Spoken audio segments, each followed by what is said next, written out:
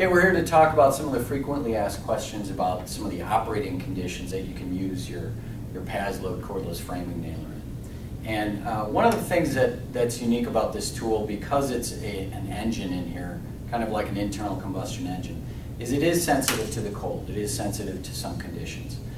In the cold, a lot of times guys will take the fuel cells and put them in their jacket pocket, and it'll keep the fuel warm, and that will really help you out when you're first starting out in the morning. Same thing with the tool. If you leave your tool in your truck on your way to your job site, it'll really help the performance, because below about freezing is where you're really going to see some difficulty with the engine staying warm. But once it gets warmed up, you should be good to go. But try some of those tricks, keeping the fuel cell in your jacket pocket. Sometimes you have to double pump in the cold to get it going.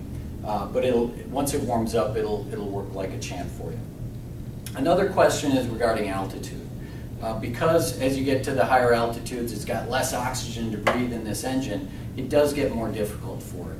But if you're using our fuel nail packs with the Power Boost tip coating, you can get up to about 6,000 feet above sea level and not have any problems.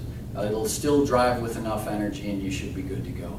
Above about 6,000, you need to get special valves, especially if you're using the older style tools with the red fuel cells. Sometimes people will get a condition we call blank fire, where you're driving, the tool will fire but you won't drive a nail. That's a common condition if you have a nail jam and nothing's coming out. The best way to clear that nail jam is to take your Allen wrench that's included with your case and remove the two screws on either side of the nose here.